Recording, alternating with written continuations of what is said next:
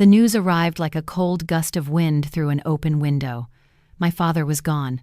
The breath left my body, and all I could hear was the muffled sound of sobs around me. Family gathered, but I felt like a ghost in my own skin. The warmth of their embraces felt distant, as if I were standing on the outside looking in.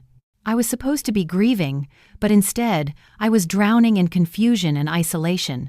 Days later, I sat in my father's study. The room was filled with the scent of old books and polished wood. It felt hauntingly familiar, yet foreign. As I flipped through the documents, my heart sank when I found the will.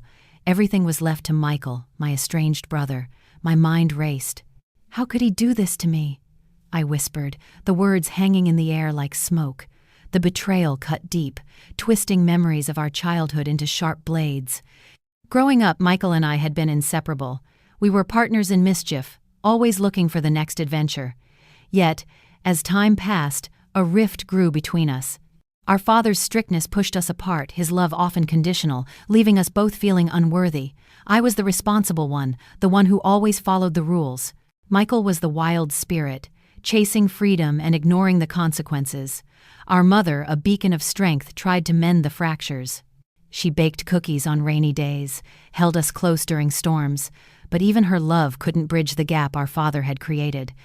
I remembered the way she looked when she realized she couldn't keep us together. Her eyes held a sadness that settled deep within my heart.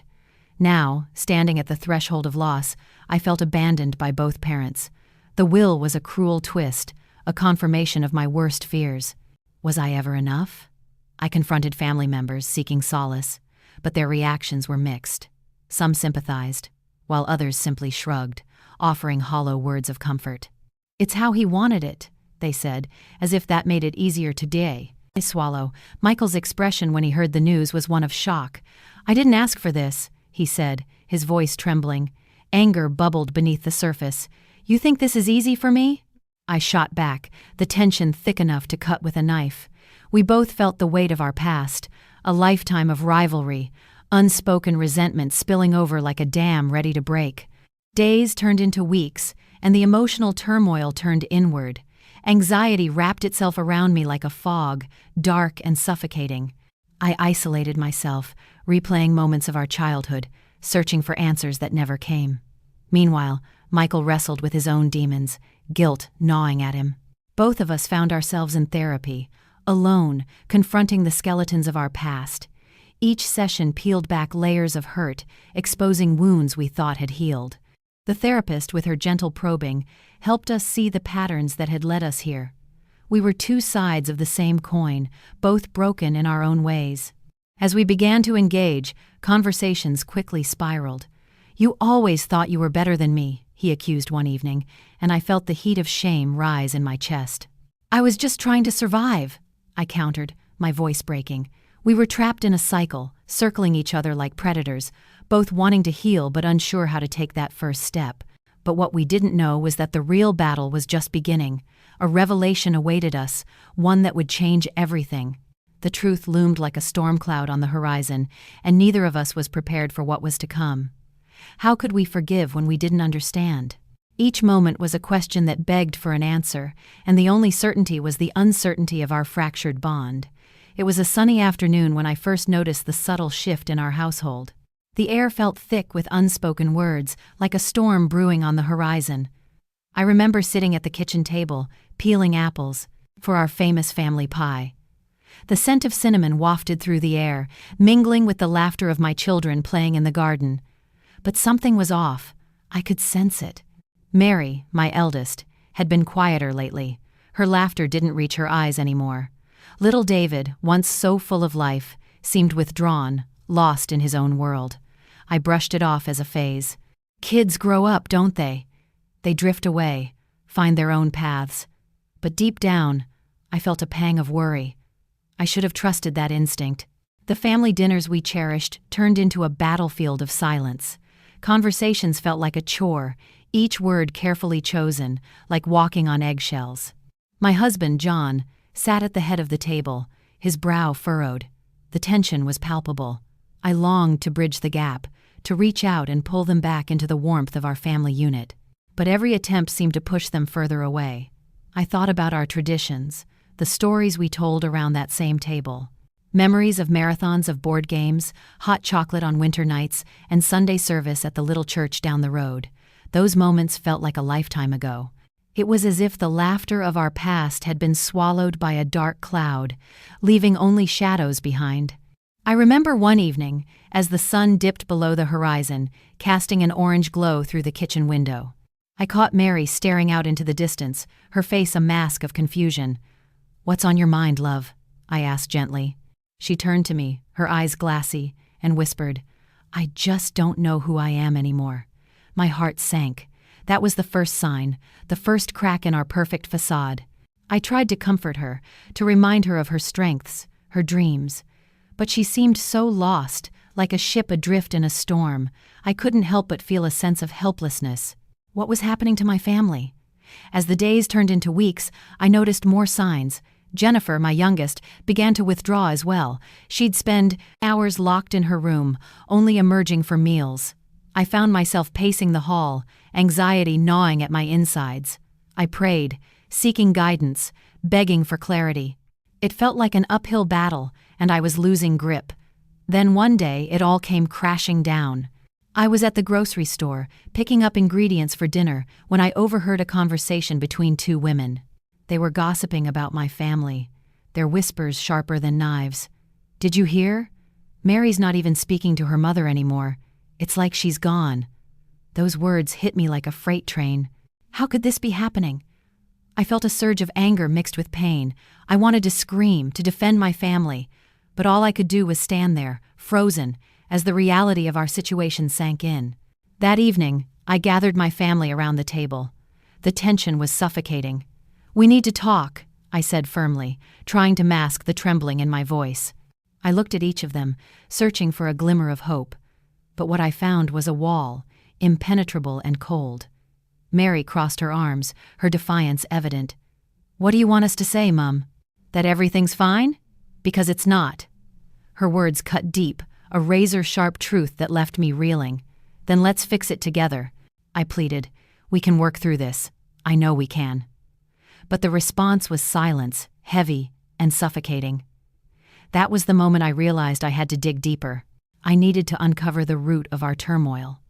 I started paying attention to the little things, the way Mary flinched at compliments, how David stuttered when he spoke about his dreams. Days turned into weeks, and my resolve grew stronger. I signed us up for family counseling. I reached out to our church community, seeking support and guidance. They rallied around us, enveloping us in love and encouragement. I learned that sometimes healing comes from the most unexpected places. But just as I began to feel a flicker of hope, the ground beneath me shifted, again. One evening, as I was cleaning up after dinner, I found a crumpled letter on the floor. My heart raced as I opened it, dread pooling in my stomach. It was addressed to Mary, filled with words of betrayal and despair. I couldn't believe what I was reading. It was a letter from her friends, urging her to abandon our family, to cut ties completely. I felt the world tilt on its axis, a new wave of panic washing over me. What was happening? I had to confront her. The stakes were higher than ever, but the question echoed in my mind. Would she listen? Would she even care? But as I stood there, staring at that letter, I knew one thing for certain. I had to fight for my family. I had to pull us through this darkness, no matter the cost. Little did I know, this was only the beginning of a journey that would test our faith, our strength, and our very bond as a family. But what I didn't realize was that what lay ahead would challenge us in ways I could never have imagined. The moment I realized things were changing, it hit me like a cold wave. My children, once so full of warmth, now seemed distant. It was subtle at first, a sharp remark here, a dismissive glance there. I brushed it off. After all, families go through phases, right? But deep down, I felt a gnawing anxiety. Something wasn't right. I remember the first time I noticed it clearly. It was a Sunday afternoon. The sun poured through the kitchen window, casting a golden hue over our family table. I had baked my famous apple pie, the one my mother taught me. The smell filled the house, a familiar comfort. But as we sat down to eat, the atmosphere shifted. "Do we have to do this again, Mom?" My son David said, pushing the pie away. His tone dripped with irritation. "We're not kids anymore." My heart sank. I wanted to reach out, to connect. "We're family. This is what we do," I replied, trying to keep my voice steady. "Yeah, well, maybe we'd prefer something less traditional," he muttered, rolling his eyes. I blinked back tears. It felt like a betrayal. I had always poured my love into those meals, those moments. Did they mean nothing now? Weeks passed, and the tension grew. It was like walking on eggshells. My daughter Sarah, who used to share everything with me, started pulling away. I found her in her room more often. Her door closed tight. I'd knock, and she'd answer with a curt, "I'm busy." What was I missing? I had always believed that love could conquer all, but this felt like an impenetrable wall. I started to notice other changes too, my own health. I brushed aside the fatigue, the stress that was creeping in like an unwelcome guest. I made appointments with doctors. They ran tests, asked questions that felt invasive. "It's just stress," I told myself. I was strong. I could handle this. But the truth is, I felt weak. The whispers of my heart echoed in the silence. "Something is wrong, Mary.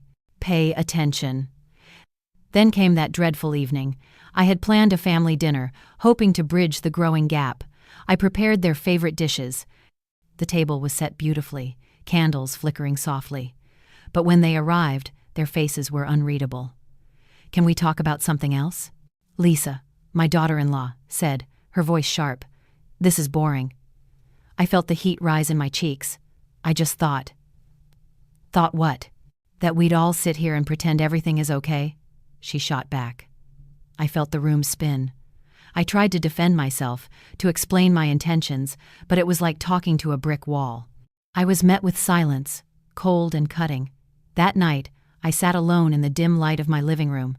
The weight of despair wrapped around me like a heavy blanket. I couldn't shake the feeling that I was losing my family, but in the depths of that despair, I sensed a flicker of hope. I remembered the stories I had read about resilience, about facing challenges head-on. I thought of my faith. God didn't promise an easy life, but He promised strength to overcome. "Hang in there, Mary," I whispered to myself. "You can pull through this." The next day, I decided to take action. I reached out to my church. They offered support groups, community gatherings. I needed to find my strength, to reconnect with who I was. And it worked. I began to heal, to gather the pieces of myself. I started exercising, which seemed to ease the weight on my shoulders. I joined a women's group, where we shared our struggles and our victories. The laughter and camaraderie filled the void that had grown in my heart. But even as I found myself again, the fractures in my family remained. I knew I had to confront them. It was time to face the truth. I called a family meeting. I set the date, each word heavy with the anticipation of what was to come. "We need to talk," I said, my voice steady but my heart racing. The night arrived. My heart pounded as they gathered. I laid everything on the table, their dismissiveness, the hurt, my fears. I wanted them to see me, to understand the pain I felt. "Something is off," I said, looking each of them in the eyes. "We're slipping away from each other." But I wasn't prepared for what happened next. David's face hardened. "You don't get it, do you?" he snapped. "This family is suffocating us." His words pierced me. I fought back tears. "But we're family. We're supposed to be there for each other." "Maybe we don't want to be like you," he shot back. I felt the walls closing in. It was a moment of truth, and it was ugly, but I refused to back down. "Then what do you want?" I asked, my voice trembling. Silence filled the room. "But then," Sarah spoke up, "we want to be heard. We want to find our own way." Their words hung heavy in the air. I realized this was more than just about me. It was about them finding their independence, their own paths. But what they didn't know was that this was just the beginning. I had learned to stand my ground, to fight for what family truly means. And as I looked around the room, I knew I had to dig even deeper. They thought they were breaking free, but what they didn't know was how much I was willing to fight for us all. I took a deep breath. But the question is, can we find a way to do this together? And in that moment, I knew something had shifted. But what would happen next? Would they embrace this change, or would it push us further apart? Only time would tell. The night started like any other family gathering. The laughter echoed through the room, wrapping around us like a warm blanket. The aroma of roast dinner filled the air, mingling with the sweet scent of dessert waiting in the kitchen. I thought we were all together, united, as we always had been. But under the surface, tension simmered. John, my eldest, sat at the head of the table, his arms crossed. He had a look on his face that I'd seen before, the kind that said he was ready to pounce. Mary, my daughter, was quieter than usual, picking at her food. I could sense the storm brewing. "Why don't you ever take our side, Mum?" John snapped suddenly, breaking the fragile peace like a shattered glass. My heart sank. "You're always defending her." Mary's eyes widened. "I'm just asking for fairness, John. You never listen to me." "Fairness?" he scoffed. "What about what I want? You're only thinking about yourself." The words hung in the air, heavy and sharp. I felt a sharp pain in my chest, as if he had thrust a knife into me. This was my family. I had taught them to love, to communicate, to support one another. Yet here they were, tearing into each other like wild animals. "Stop! Just stop!" I shouted, my voice cracking under the weight of my desperation. "This isn't how we resolve things. We're family." But my words fell flat, lost in the growing chaos. John stood, pushing his chair back with a screech that echoed through the room. "Family? You mean your idea of family. You don't get it, do you?" "What don't I get?" I asked, my voice trembling. "What's wrong with wanting us to be together?" He looked at me, his eyes filled with anger and something else hurt, maybe. "You're always so busy trying to fix things, you don't even see how broken we really are." His words hit me like a slap. I had been trying so hard to hold us together, to mend the cracks that had formed over the years, but maybe I had been too focused on the pieces instead of the whole picture. Mary's voice broke through my thoughts, soft yet fierce. "You think it's easy for me? You don't know what it's like to feel invisible." "Invisible? You're the one who always gets your way," John retorted. "You're the golden child." The accusation stung. I had tried to treat them both equally, but I could see now how they felt. Each of them had their own battles, their own struggles that I had failed to recognize. I felt the weight of guilt settling on my shoulders like a heavy cloak. "Let's just take a breath," I said, trying to calm the rising tide. "We can talk this out." But it was too late. The dam had burst. The conversation spiraled. Words flew like arrows, each one landing with precision. I felt helpless, watching my children tear each other apart while I stood in the middle, unable to stop it. Eventually, the fight fizzled out, leaving behind an uncomfortable silence. The warmth from earlier had disappeared, replaced by an icy chill that wrapped around us.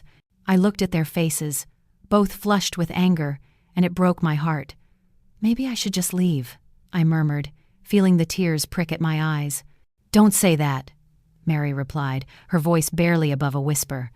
But the damage was done. I stood up from the table, feeling the weight of defeat pressing down on me. "I just want us to be a family again," I said, my voice cracking. As I walked away, the realization hit me hard. This was just the beginning of something darker. I could sense it in the air, thick and suffocating. But what they didn't know was that my heart held a secret one that could change everything. But I wasn't sure if I was ready to share it. The thought of revealing my truth was terrifying.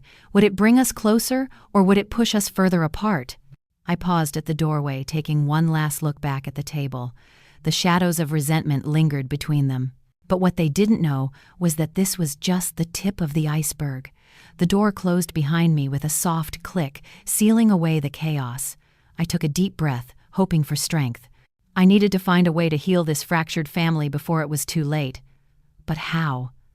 How could I mend what felt irreparably broken?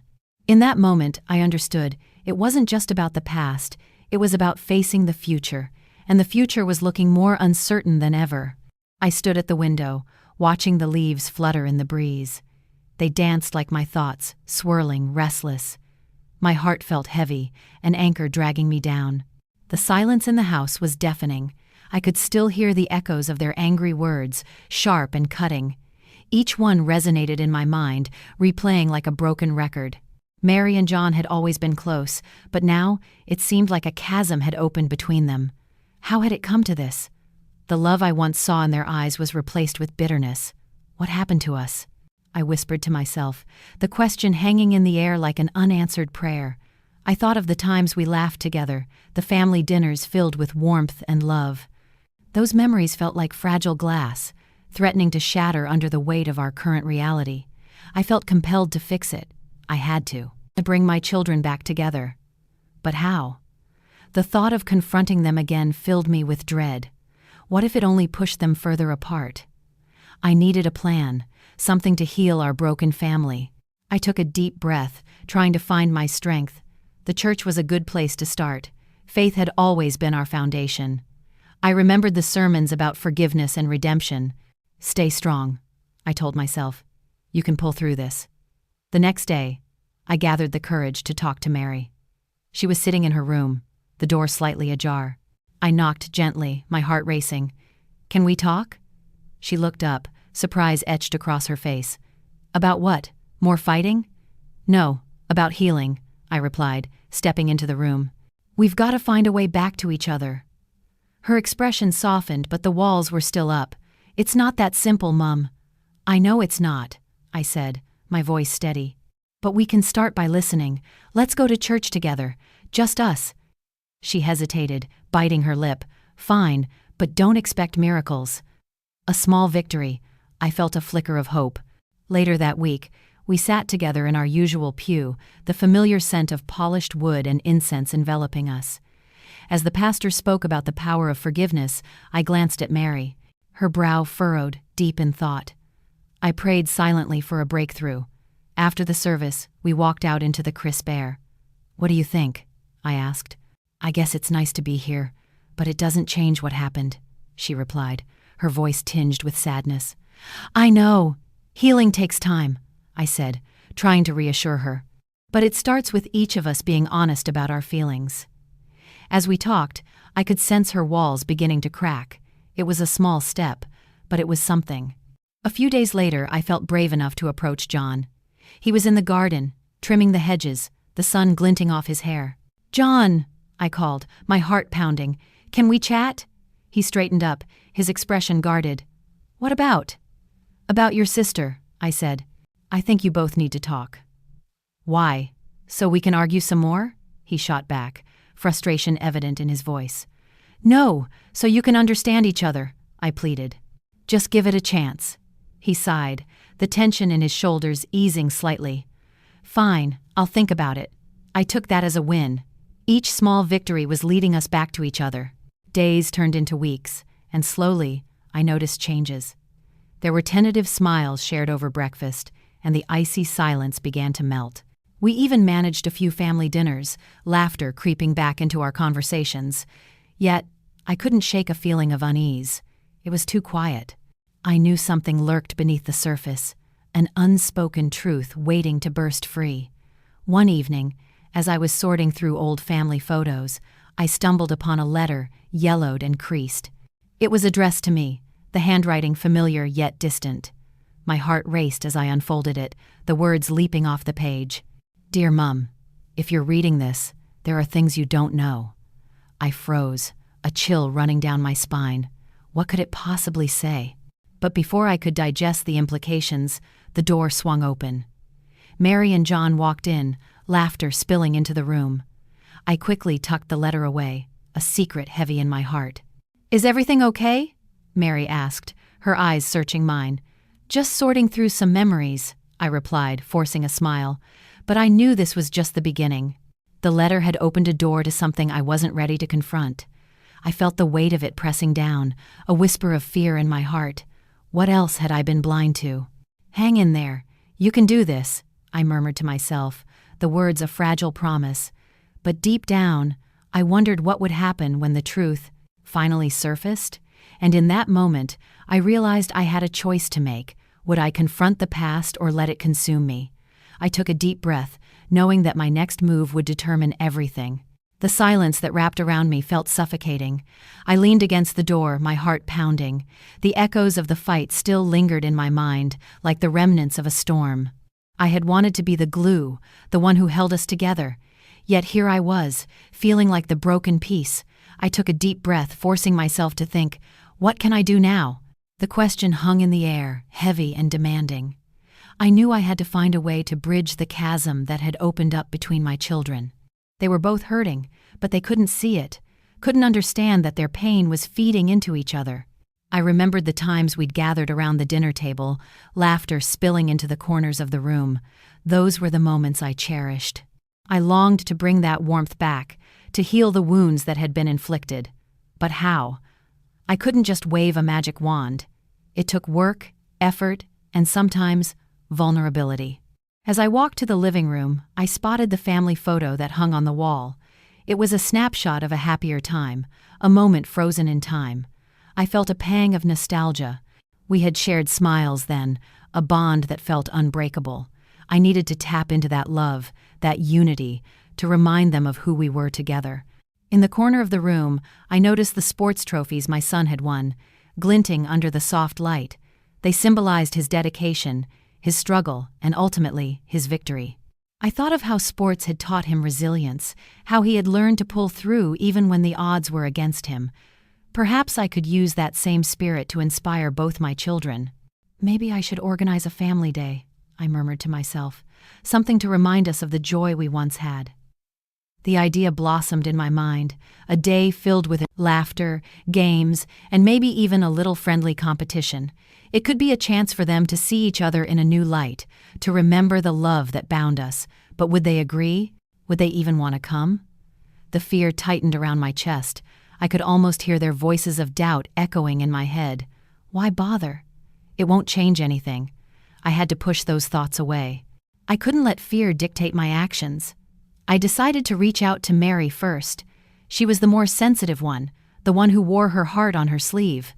I hoped she would be open to the idea. I picked up the phone, my hands slightly trembling. "Hey, Mary," I said, trying to keep my voice steady. "Can we talk?" "Sure, Mum. What's up?" Her tone was cautious, but I sensed a flicker of curiosity. I was thinking, maybe we could have a family day? Just the three of us, you, David, and me. I thought it might help us reconnect, I suggested, each word coming out slower than I intended. There was a pause on the other end. My heart raced. "What do you think?" "I don't know, Mum. Do you really think it would help?" she replied, doubt lacing her voice. "I believe it could. We've all been through so much, and I want us to heal." "Together," I said, pouring every ounce of sincerity I had into my words. "I'll think about it," she finally said, her voice softer. I took that as a small victory. As we hung up, I felt a glimmer of hope. But the battle wasn't over. Next, I needed to talk to David. He was the more stubborn of the two, often setting his jaw and refusing to budge. I knew I had to approach him delicately. I found him in his room, headphones on, oblivious to the world. I knocked softly. "David, can I come in?" "Yeah," he muttered, not bothering to look up. I stepped inside, taking in the posters on his wall, remnants of who he was and who he wanted to be. "I wanted to talk about something. Important," I said, sitting on the edge of his bed. He pulled off his headphones, his expression unreadable. "What is it?" "I've been thinking. I want to have a family day. Just us. I think it could help us all feel a bit better," I said, trying to keep my tone light, but the tension was palpable. He scoffed, crossing his arms. "What's the point?" "We're not kids anymore, Mom. We can't just pretend everything's fine. I know it's not fine, but we can work on it, together. I miss the times when we laughed and shared things. We need to find our way back to that," I implored, my heart aching for his understanding. He hesitated, the walls in his eyes softening just a fraction. "And you think one day we'll fix it all?" he asked, his voice quieter now. "It's a start. We can take it one step at a time. I believe we can heal, if we really try," I replied, feeling the weight of hope in my chest. "All right, I'll think about it," he said, and for the first time, I saw a hint of possibility in his eyes. As I left his room, I felt a flicker of determination. We weren't there yet, but I believed we could get there. It was a long road ahead, but I was willing to walk it. That evening, as I sat in my quiet living room, I reflected on everything that had happened. I realized the truth was, I had to lead by example. I had to show them that healing required effort, vulnerability, and faith in each other. But what if they resisted? What if they chose to push me away instead? The fear crept back in, but I shook my head. I couldn't let it hold me back. I had to believe in the strength of our family bond. And then, as if on cue, I remembered that secret I had kept hidden, the one that could potentially change everything. The thought sent a shiver down my spine. Should I reveal it? Would it help or hinder our efforts to reconnect? But what they didn't know was that this was just the beginning of a journey, not just for reader, them, but for me as well. And with each step forward, I would find my strength. The road to redemption was long, but I was ready to take it. I had faith. Yet, deep down, I wondered, had I truly prepared myself for the storm that was about to break? I held the document in my trembling hands, its edges frayed like my nerves. It was just a piece of paper, yet it felt like the key to a door that had been locked for too long. I had stumbled upon it while cleaning the attic, buried beneath boxes of forgotten memories. A letter, a testament of sorts. My heart raced. I unfolded it slowly, the sound of the paper crinkling echoing in my ears.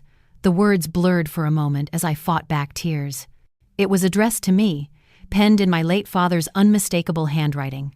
"To my beloved daughter," it began, and I felt the warmth of his love wash over me, the kind that had been a guiding light in my darkest days. He spoke of strength, of faith, and of our family's legacy, one filled with resilience and hope. But as I read on, the words shifted. They hinted at secrets, buried truths that even I, his daughter, had never known. I could feel the tension in my chest tightening. What had he hidden from me? What truths lay beneath the surface, waiting to be unearthed? "Find the strength within yourself," he wrote, "for the truth will set you free." I knew I had to dig deeper. But where would this journey take me? Could I face the shadows of our family's past? My heart pounded as I thought of my children, of Mary and James. Would this revelation bring us closer, or would it tear us apart even further? I took a deep breath, steadying myself.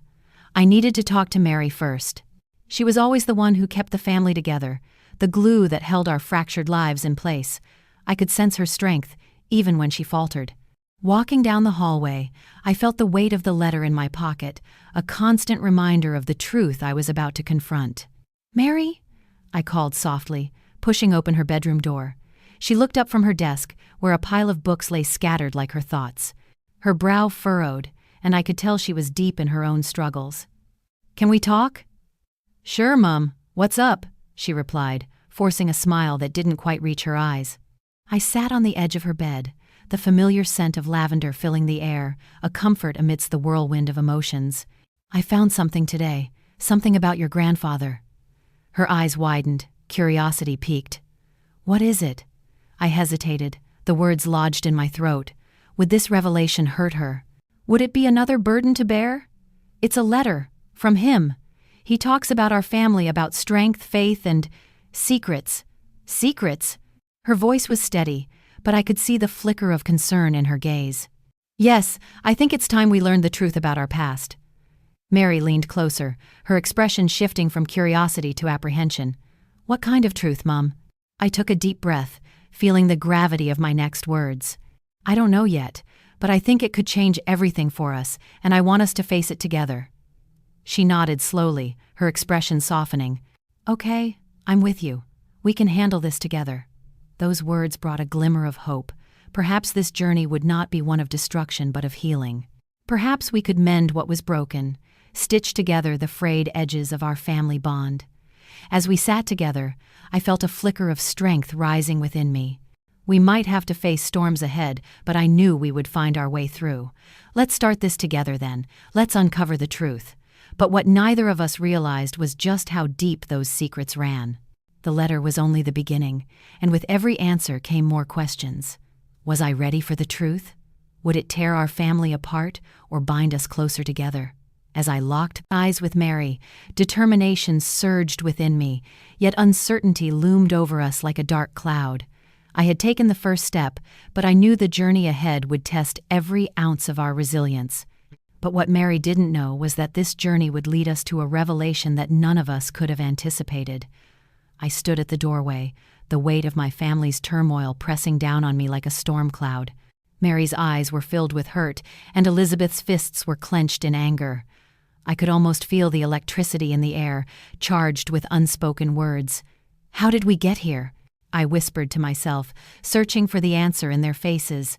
They were my children, my flesh and blood, yet we felt like strangers bound by a history of hurt. That night, I sat on the edge of my bed, staring at the wall. The silence in the house was deafening. I could hear the clock ticking, each second a reminder of time lost.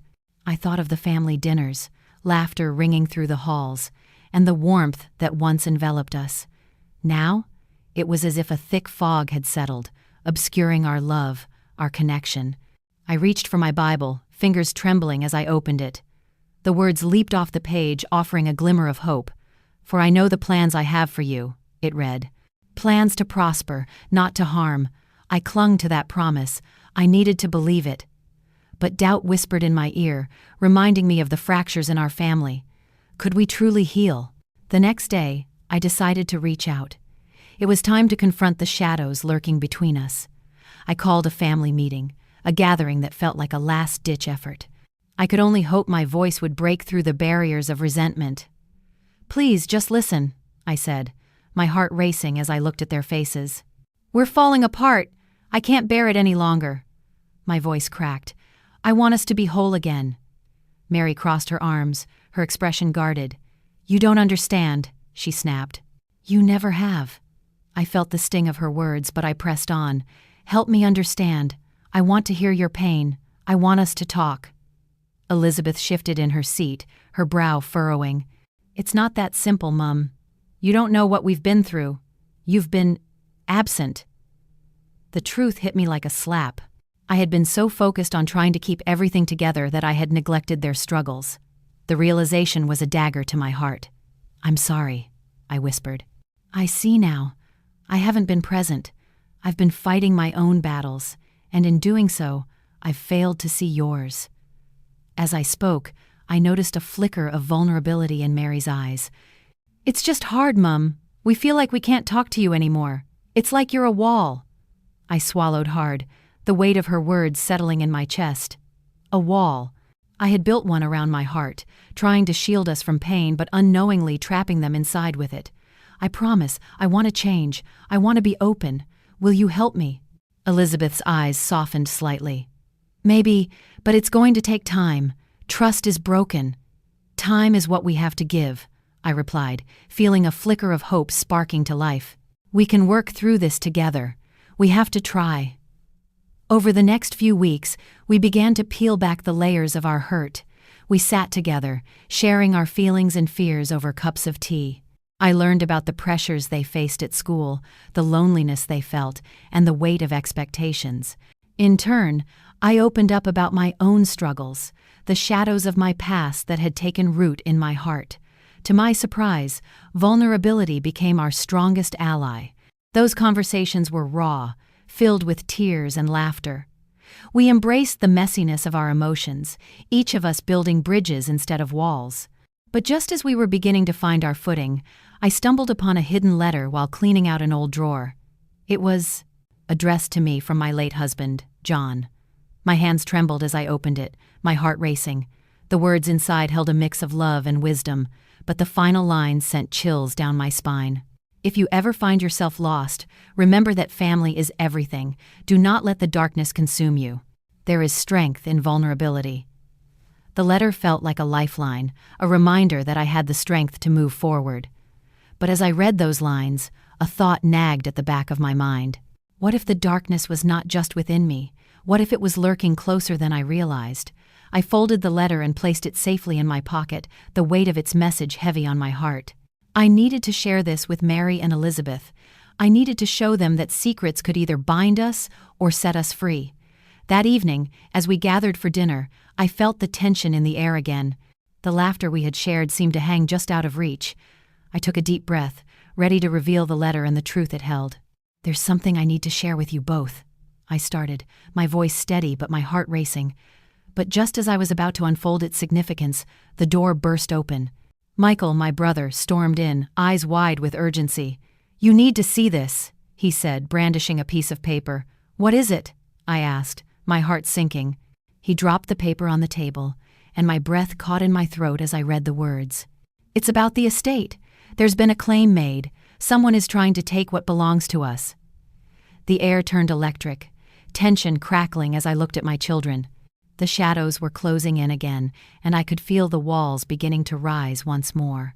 But what they didn't know was that the revelation in my pocket might just be the key to not only our family's survival, but our redemption as well. Could we truly pull through this together? The weight of Michael's revelation hung in the air like a storm cloud. The estate claim felt like a betrayal, a dark shadow creeping into our fragile family circle. I could see it in Mary and Elizabeth's eyes, the confusion, the fear. They trusted me to guide them, to protect them.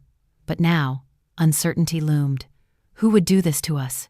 Mary whispered, her voice trembling. I clenched my jaw, the reality settling in.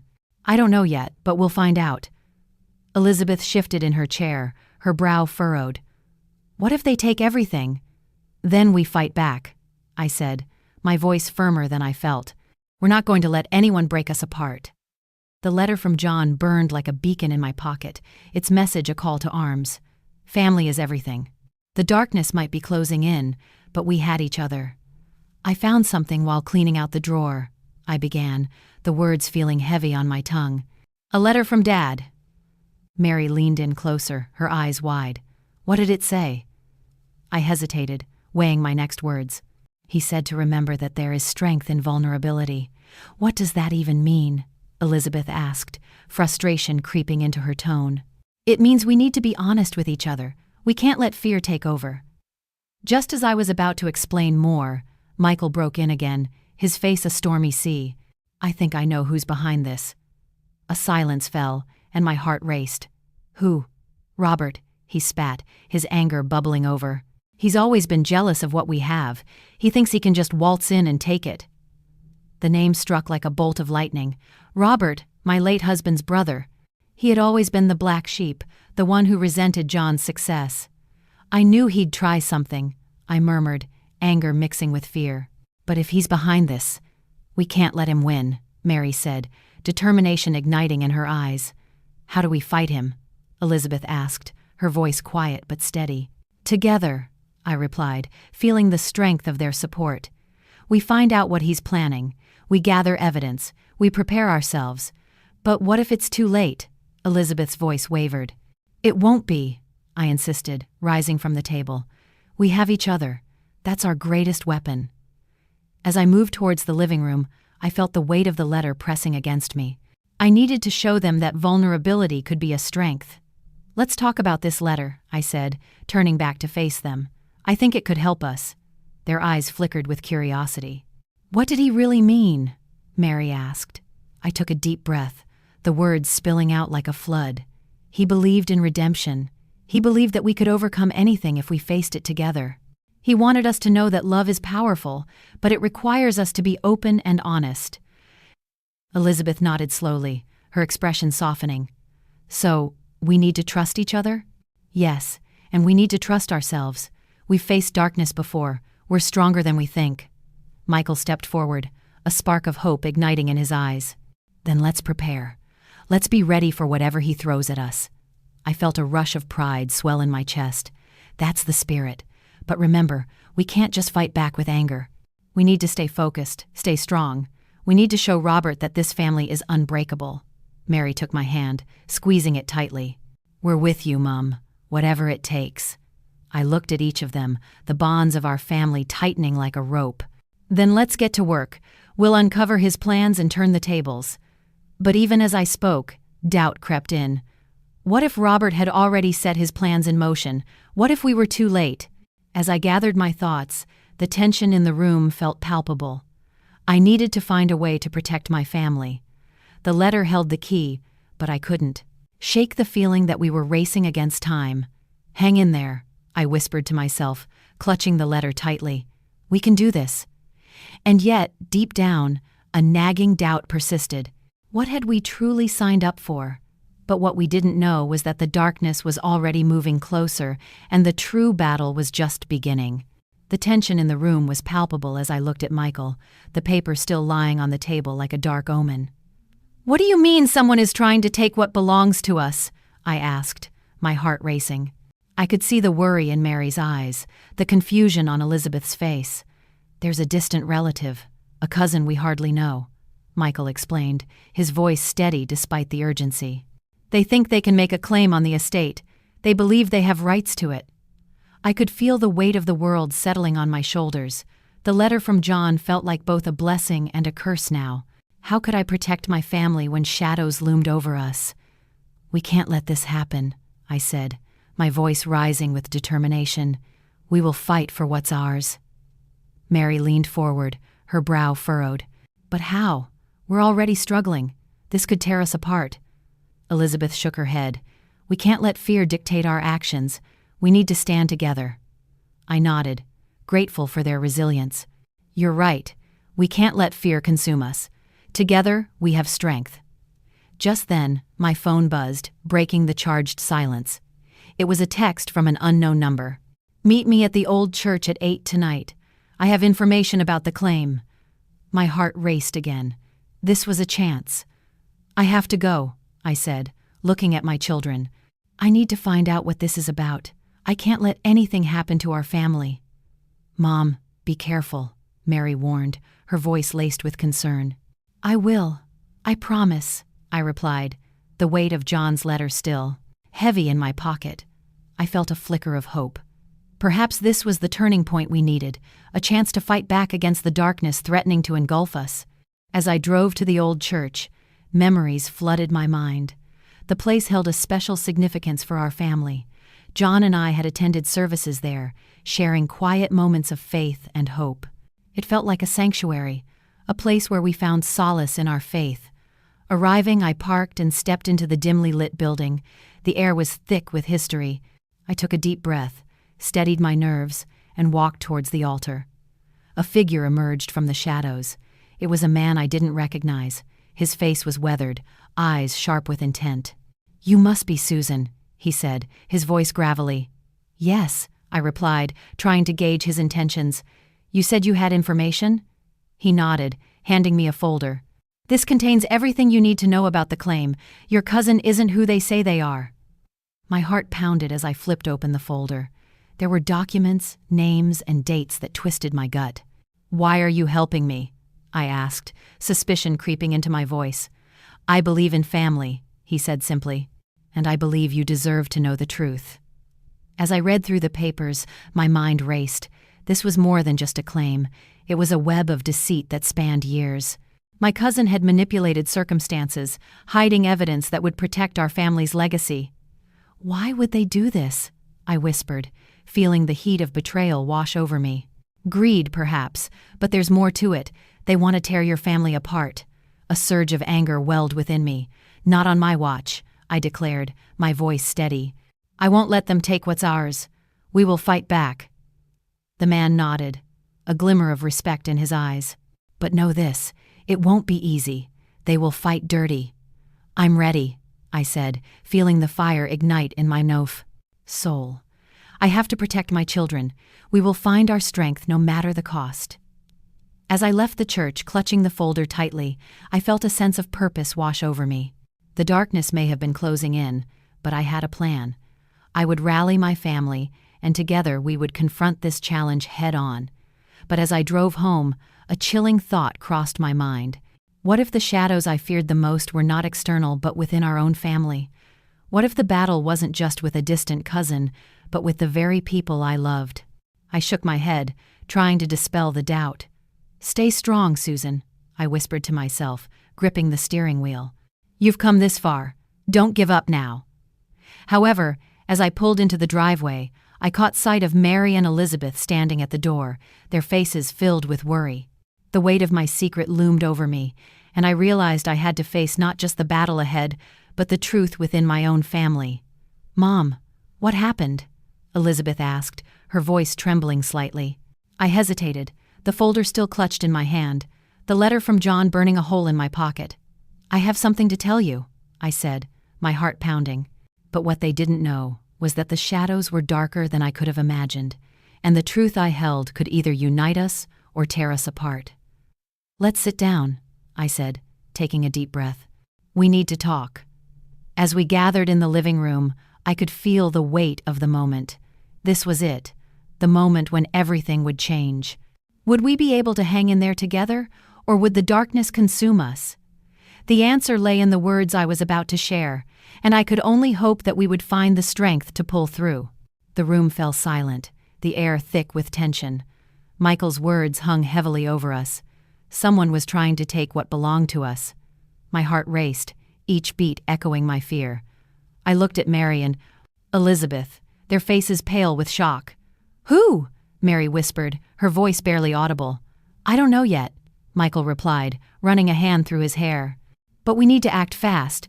We can't let them get away with this." I felt the weight of the hidden letter in my pocket, its message echoing in my mind. Family is everything. Was this what John meant?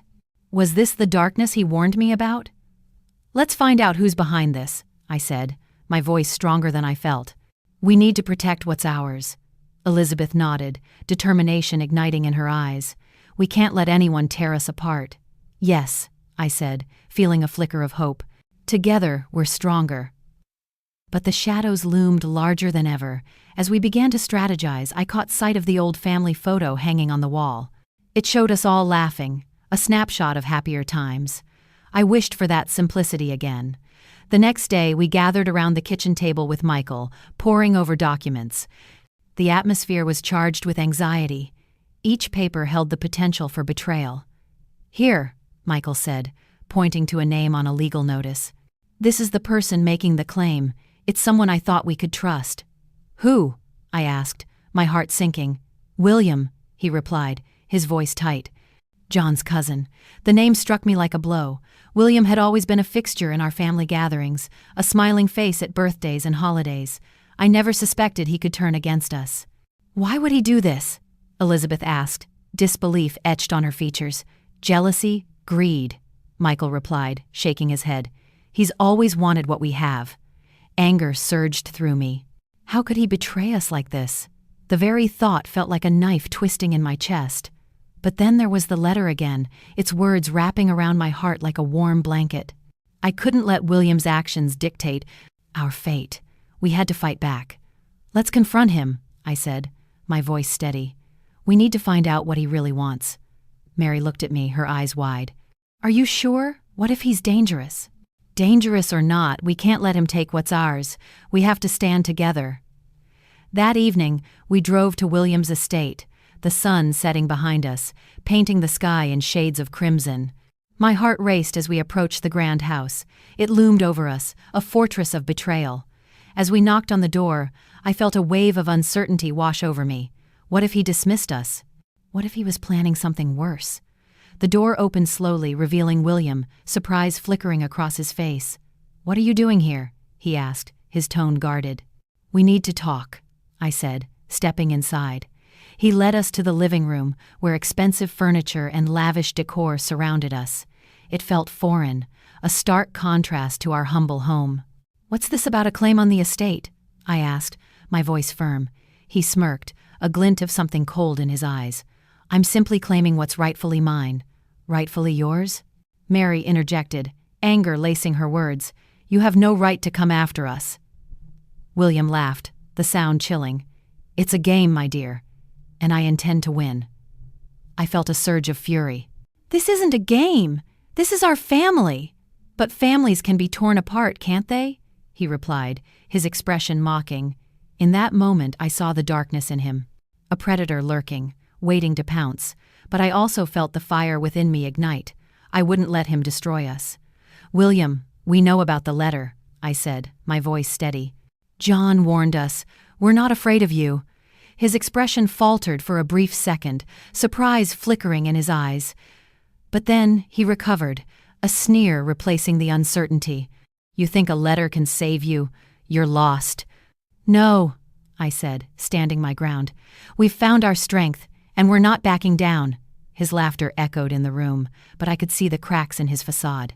"Let's settle this once and for all," I said, my heart pounding. "We're not going to let you take what's ours." As we stared each other down, I realized this was more than just a fight for the estate. It was a battle for our family's future.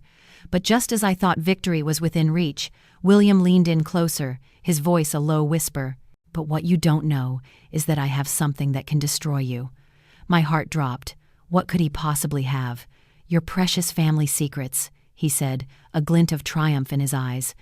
But what he didn't know was that the letter in my pocket contained more than just love and wisdom. It held the key to our redemption. And as I stood there, surrounded by my family, I felt the warmth of hope swell within me. We were going to pull through this together, no matter what it took. "Bring it on," I said, feeling the strength of my family beside me. "We won't back down." As I looked at Mary and Elizabeth, I knew that the fight was only just beginning. But more than that, I understood that the darkness could only consume us if we let it, and we were stronger than that. But as we prepared for the next step, a question lingered in my mind. What would William do next? Would he reveal our darkest secrets, or would we find a way to turn the tide?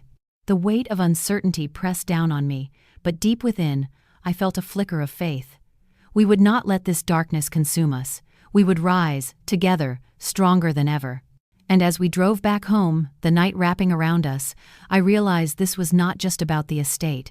It was about family, faith, and the unbreakable bonds that held us together. But William had one more trick up his sleeve, and we hadn't seen the last of him yet. The chaos hung thick in the air, a storm brewing just beneath the surface. I could see it in my children's eyes, the flicker of fear, the shadow of uncertainty. Michael's revelation about the estate claim was a jolt. It was as if a thunderclap had shattered our fragile dinner atmosphere. Who would dare? Mary's voice trembled, a mixture of anger and disbelief. Elizabeth clenched her fists, her brows furrowed deeply. "We won't let anyone take what's ours," she declared, the fire in her words igniting a spark in the room. I felt the familiar weight of the letter in my pocket, a reminder of the strength I could draw from John's words. "We need to stay united," I said, my voice steady despite the turmoil within. "This is a challenge, yes, but we are stronger together. Family is everything."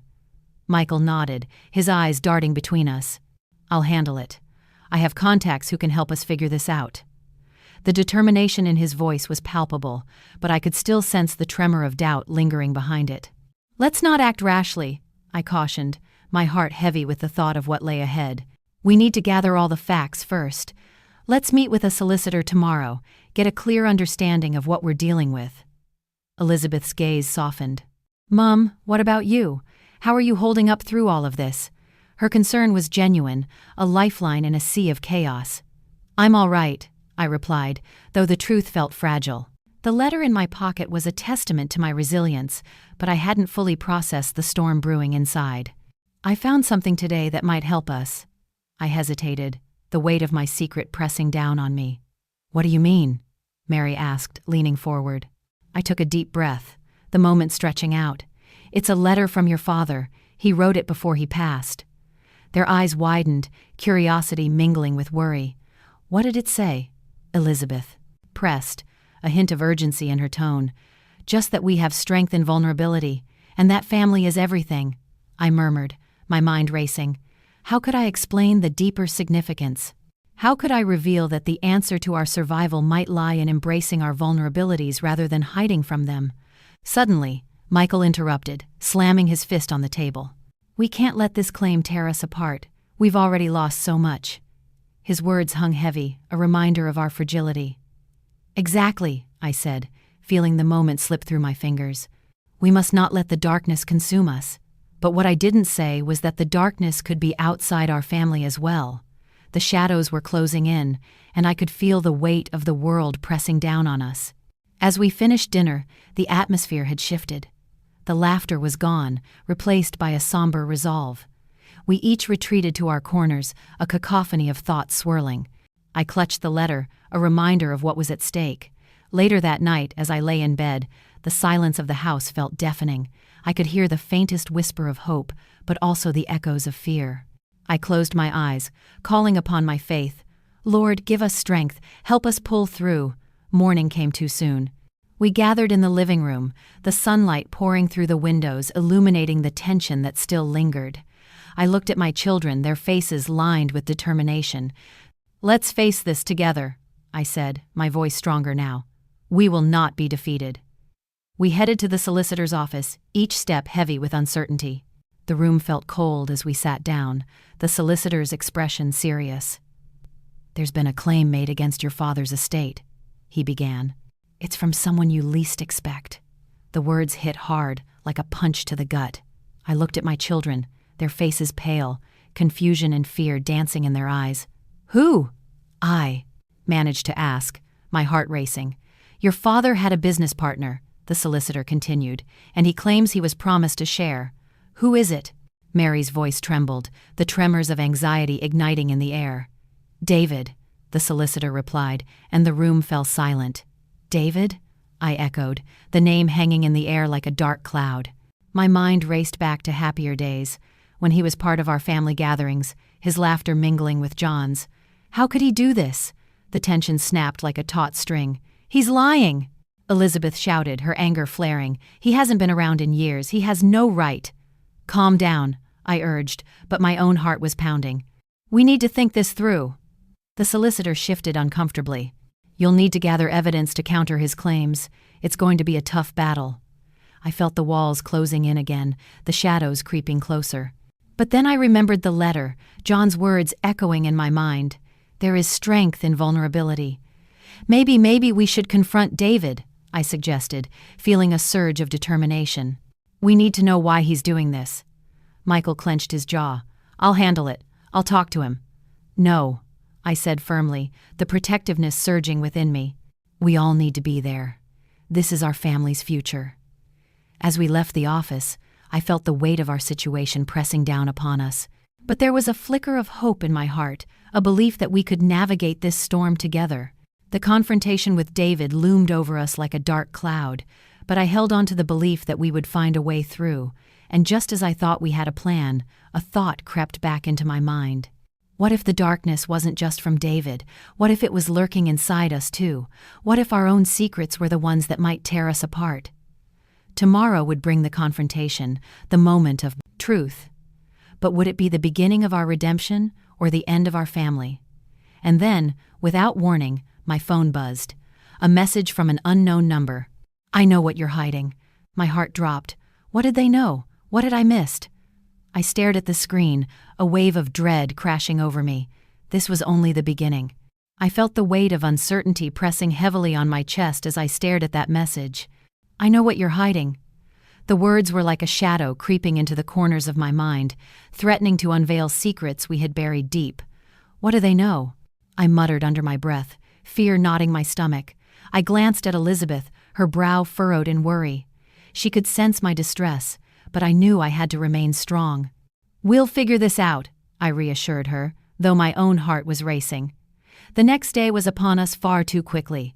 The air was thick with tension as we gathered in the living room. Michael stood by the window, looking out as if searching for answers in the clouds. Elizabeth paced, her fingers twisting nervously in her hair. "Do you really think confronting David will help?" she asked, her voice trembling. I nodded, feeling the fire of resolve ignite within me. "We have to face him. We need to know why he's doing this."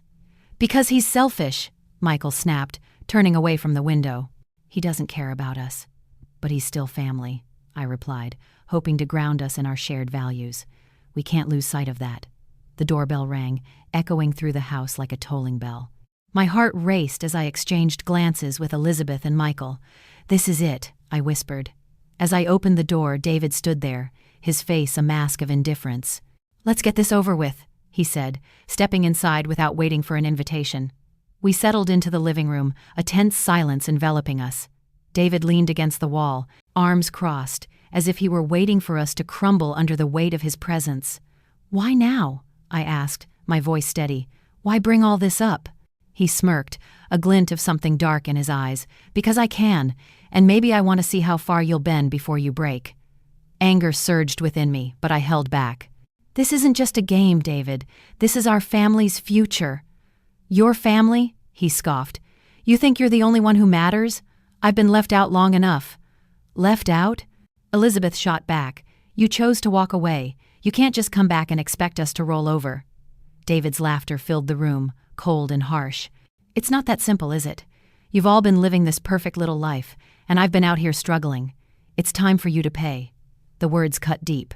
I could see the hurt and resentment that had festered in him over the years, but I also saw the opportunity for healing.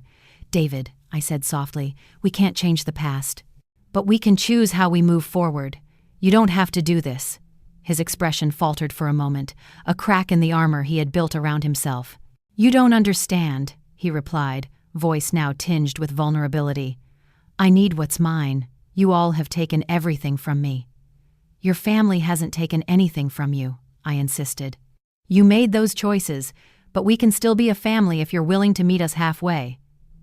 The room was silent, the air charged with unspoken words. I felt my heart racing, knowing that this was a pivotal moment. I took a deep breath, trying to summon the strength I'd been searching for. "We can fight this together, but you have to choose to be part of this family again." David looked at me, and for a fleeting moment I saw a flicker of hope in his eyes. "And what if I don't want to?" "Then we'll fight," I said firmly. "But I can't let you tear us apart." As the weight of our words hung in the air, I felt a surge of determination. We were all wounded, but we also had the power to heal. "Let's not let this be the end," I urged, my voice steady. "Let's make it a new beginning." The silence stretched on, thick with tension and possibility. But in that moment, I knew that whether we were ready or not, change was coming. And just as David seemed to consider my words, my phone buzzed again. Another message from that unknown number. "You can't hide forever." My heart sank. What more secrets were lurking in the shadows? But I took a deep breath, refusing to let fear control me.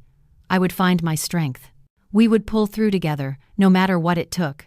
As I looked around at my family, I felt a sense of hope rising within me. No matter the darkness surrounding us, we had each other. And that was a light worth fighting for. Tomorrow would bring more challenges, more revelations, but I was ready. We were ready. After all, sometimes the greatest battles lead to the most profound victories. And as I reflected on the journey ahead, I realized that family isn't just about blood. It's about the bonds we choose to forge, the love we decide to nurture, and the faith we place in each other to overcome the storms of life. "Together," I whispered, and my heart swelled with determination. "Together, we can do this." But little did I know, the darkness was far from finished with us.